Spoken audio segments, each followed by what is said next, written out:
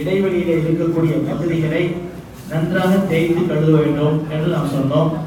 கைகளை முதலிலே நன்றாக சுத்தமாக வைத்துக் கொண்டால்தான் அந்த கைகளின் மூலமாக கழுவப்படக்கூடிய அத்தனை உறுப்புகளும் சுத்தமாக முடியும். கழுவக்கூடிய கைகளே அசுத்தமாக இருந்தால் மற்ற அந்த கைகளின் மூலமாக கழுவப்படக்கூடிய மற்ற உறுப்புகள் சுத்தமடைவது என்பது முடியாத காரியம். எனவே அந்த அடிப்படையில நாம் நம்முடைய கைகளை சுத்தமாக கழுவிக்கொள்ள வேண்டும். அப்படி கழுவும் போது நம்முடைய கைகளிலே விரல்களிலே மோதிரம் அணிந்திருந்தால் அந்த மோதிரங்களை அசைத்து விட்டுக் கொள்ள வேண்டும். காரணம், கையிலே அல்லது ஒது செய்யக்கூடிய உறுப்புகளிலே ஒரு முடி அளவுக்கு கூட தண்ணீர் பராத இடம் இருக்குமே ஆனால் நிச்சயமாக ஒது கூடாது. ஒது கூடவில்லை என்று சொன்னால் தொழுகை கூடாது. தொழுகை கூடாது என்று சொன்னால் சொர்க்கத்தினுடைய சாவி நமக்கு கிடைக்காது. இல்லாமல் அல்லாஹ் அப்படிப்பட்ட ஒதுவை பரிபூர்ணமாக நிரப்பமாக செய்யக்கூடிய நற்பாக்கியத்தை நம் அனைவருக்கும் தருவானாக.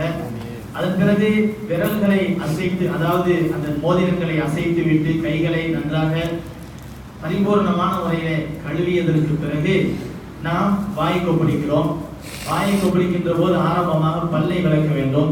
பல் விளக்குவதை பற்றி நபி ஸல்லல்லாஹு அலைஹி வஸல்லம் அவர்கள் எந்த அளவிற்கு நமக்கு வலியுறுத்தி இருக்கிறார்கள் என்றால், அன்னை ஆயிஷா ரலியல்லாஹு அன்ஹா அவர்கள் சொல்கிறார்கள், கண்மணி நாயகம் ரசூலுல்லாஹி ஸல்லல்லாஹு அலைஹி வஸல்லம் அவர்கள் வீட்டுக்கு வந்து நுழைந்தவுடன் முதல் காரியமாக அவர்கள் செய்யக்கூடியது பல்லை விளக்குவார்கள்.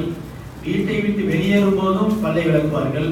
தொழுகைக்காக தயாராகும் போது பல்லை விளக்குவார்கள். தூக்கத்திலிருந்து எழுந்தவுடன் பல்லை விளக்குவார்கள். தூங்கி எழுந்தவுடன் பல்லை விளக்குவார்கள். சாப்பிடுவதற்கு முன்பு பல்லை விளக்குவார்கள். சாப்பிட்டதற்கு பிறகு பல்லை விளக்குவார்கள்.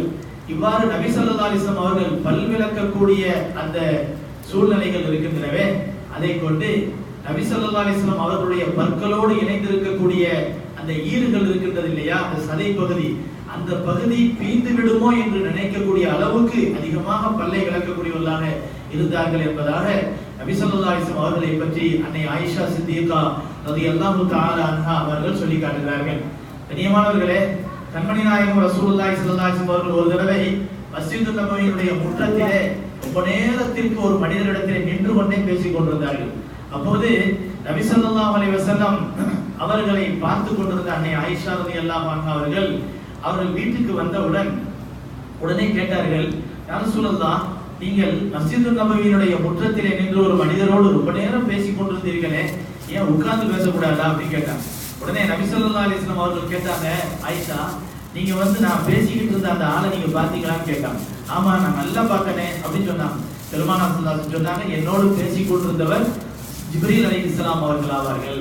என்னோடு ஜிப்ரீல் அலைஹிஸ்ஸலாம் அவர்கள் தான் இவ்வளவு நேரம் பேசிக் கொண்டிருந்தார்கள். அந்த ஜிப்ரீல் அலைஹிஸ்ஸலாம் அவர்கள் என்னிடத்திலே வலியுறுத்திய விஷயம் என்னவென்று சொன்னால், ஒன்று பக்கத்து வீட்டாருடைய உரிமைகளை பற்றியும், இன்னொன்று பல்விளக்குவதை பற்றியும் அதிகமாக என்னிடத்திலே வலியுறுத்தி கூறிக்கொண்டிருந்தார்கள். ஜிப்ரீல் அலைஹிஸ்ஸலாம் அவர்கள் என்னிடத்திலே வருகின்ற நேரமெல்லாம் பல்விளக்குவதை பற்றி வலியுறுத்தி கூறுவார்கள். எந்த அளவிற்கு என்று சொன்னால், அதாவது அல்லாஹ்வுடைய வஹியை கொண்டு வரக்கூடிய ஜிப்ரீல் அலைஹிஸ்ஸலாம் அவர்கள் நமக்கு பல்விளக்குவதை பற்றி இந்த அளவுக்கு சொல்வதன் மூலம் பல்விளக்குவது கடமையாக்கப்பட்டு விடுமோ என்று கூட நான் நினைத்தேன். அந்த அளவிற்கு ஜிப்ரீல் அலைஹிஸ்ஸலாம் அவர்கள் பல்விளக்குவதை பற்றி வலியுறுத்தி கூறினார்கள் என்பதாக கண்மணி நாயகம் ரசூலுல்லாஹி ஸல்லல்லாஹு அலைஹி வஸல்லம் அவர்கள் நமக்கு சொல்லித் தருகிறார்கள். பல்விளக்குவது ரொம்ப முக்கியமான விஷயம். காரணம் என்னவென்று சொன்னால், நம்முடைய வயிற்றின் தலைவாசல் பல்விளக்கு, அதாவது பற்கள் தான். நம்முடைய வயிற்றின் தலைவாசல் பல்லு தான். அந்த பல்லை கடந்து போகின்ற பொருட்கள் தான் நல்லதாக இருந்தால் வயிறு நல்லதாக இருக்கும், இல்லை என்றால் வயிறு கோளாறாயிரும். கண்ணியமானவர்களே, பல்லு விளக்குறத பத்தி இந்த அளவுக்கு சொன்னதுக்கு காரணம் என்ன தெரியுமா? நம்ம ஏற்கனவே சொல்லி இருக்கிறோம், பற்களின் இடைவெளிகளில் மாற்றிக்கொண்டிருக்கக்கூடிய உணவு துகள்கள் இருக்கின்றனவே, அதுதான் மலக்குமார்களை வேதனைப்படுத்துவதிலே மிக கடுமையானது. மலக்குமார்கள் ஒரு மூமினை நெருங்கி வரும்போது மலக்குமார்களுக்கு ரொம்ப நாத்தடிக்கிறது, மலக்குமார்கள் ரொம்ப நோவினைப்படுத்தக்கூடியது எதுன்னு சொன்னா, ஒரு மூமினுடைய பல்லுக்குள்ள மாட்டிருக்கக்கூடிய அந்த உணவு துகள்கள் தான் என்பதாக நபி ஸல்லல்லாஹு அலைஹி வஸல்லம் அவர்கள் சொல்லி தருகிறார். அப்ப இதுல இருந்து நம்ம கொஞ்சம் யோசனை பண்ணி பார்க்கணும். அதாவது உணவு பொருள் வெளியில இருக்கும்போது அந்த ஃப்ரிட்ஜில் வைக்கலன்னு வச்சுக்கிறீங்களேன், அது என்ன ஆகும்? அப்படியே வீணா போயிடும், நாத்தம் அடிக்க ஆரம்பிச்சிடும். ஆனா அதே இது அப்படியே வாய்க்குள்ள பல்லுக்குள்ள மாட்டி இருக்குன்னு வச்சுக்கிறீங்க, அந்த பல்லுக்குள்ள மாட்டி இருக்கிறது நம்ம கவனிக்கவே மாட்டோம். பல்லுல மாட்டி இருக்கு, அது வெளியில இருக்கிற மாதிரி நம்ம நினைக்கவே மாட்டோம். அது சில நேரங்கள்ல ஒரு நாளைக்கு பிறகு நம்ம நாக்க வச்சு அப்படி நீண்டும் போது என்ன ஆகுது, அந்த பல்லுக்குள்ள மாட்டிருக்கக்கூடிய உணவு வருது. உடனே சில பேர் என்ன செய்யறாங்க, அதை துப்பாம அப்படி என்ன செஞ்சுறாங்க, மூழ்கிறாங்கன்னு தெரியுங்க.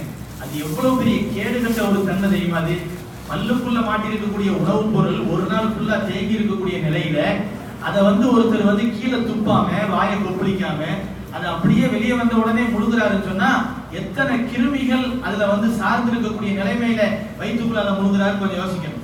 வெளியில ஒரு பொருள் பழசா போயிடுச்சுன்னு சொன்னா அது சாப்பிட்டா நோய் வரும்னு நினைக்கிறோம். ஆனா அதே பொருள் பல்லுக்குள்ள மாட்டி இருக்கக்கூடிய நிலையில நம்மளை அறியாமலே முழுகிறோம் சொன்னா, அல்லது அந்த அந்த உணவு துகள்களோடு இணைந்திருக்கக்கூடிய அந்த எச்சில் அது நம்மை கடந்து உள்ளே போகிறது என்று சொன்னால் அது எந்த அளவிற்கு மோசமான விளைவுகளை உருவாக்கும் அப்படிங்கறத கொஞ்சம் யோசனை பண்ணி பார்க்கணும். கண்ணியமானவர்களே, இதெல்லாம் எதுக்காக சொல்லப்படுதுன்னு சொன்னா, நபி ஸல்லல்லாஹு அலைஹி வஸல்லம் அவர்களுடைய அந்த பல்விளக்குதல் என்ற தூண்டுதலினுடைய முக்கியத்துவம் ஏன் இந்த அளவுக்கு அதிகமாக இருந்தது என்பதை நாம் விளங்க வேண்டும் என்பதற்காக வேண்டிதான் இந்த விஷயங்களை நமக்கு சொல்லித் தரப்படுகிறது. அல்லாஹ் ஜல்லல்லாஹு தஆலா பல்விளக்குவதை பற்றி இந்த அளவிற்கு நமக்கு நபியவர்களின் மூலமாக நமக்கு கற்றுத் தந்திருக்கிறான்.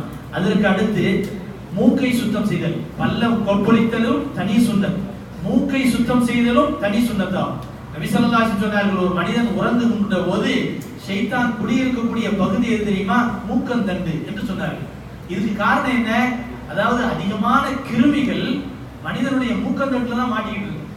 ஏன்னு சொன்னா நல்ல காற்றை உள்ளே இழுத்து உள்ளே இருந்து தீய காற்றை வெளியே தள்ளுகிறார் என்று சொன்னால் வெளியிலிருந்து போகக்கூடிய அந்த தூசிகள் அந்த மூக்கந்தண்டுக்குள்ளே மாட்டிக் கொள்கின்றன, அந்த முடிகளுக்குள்ளே மாட்டிக் கொள்கின்றன. திருப்பி நம்ம உள்ள இழுக்கிறோம்னு வச்சுக்கிறீங்க, அது என்ன ஆயிரும், அந்த அசுத்த காற்றின் மூலமாக வந்த அந்த கிருமிகள் திரும்ப உள்ள போறதுக்கு வாய்ப்பு இருக்கு. ஆனா ஒரு மூமினான மனிதர் 5 வேளையும் மூக்க நல்ல சுத்தம் செய்யும் போது அசுத்தமான கிருமிகள் அங்கே மாட்டியிருப்பதற்குரிய வாய்ப்பே கிடையாது என்பதை விளங்க வேண்டும். கண்ணியமானவர்களே, அல்லாஹ் ஜல்லல்லாஹு தஆலா சொல்லி இருக்கக்கூடிய இந்த வுது, தொழுகை போன்ற ஒவ்வொரு விஷயமும் நாம் ஆராய்ச்சி என்ற அடிப்படையில், ஆரோக்கியம் என்ற அடிப்படையில் சிந்திக்க ஆரம்பிப்போமேயானால் அந்த அளவிற்கு மிக அற்புதமான பயன்பாடுகள் இருக்கின்றன என்பதை விளங்க வேண்டும். அல்லாஹ் நம் அனைவருக்கும் அதை பேணி சரியான முறையிலே நிறைவேற்றக்கூடிய பாக்கியத்தை நம் அனைவருக்கும் தருவானாக. வாஹிர் தவானா அல்ஹம்துலில்லாஹி ரப்பில் ஆலமீன். அல்ஹம்துலில்லாஹ்.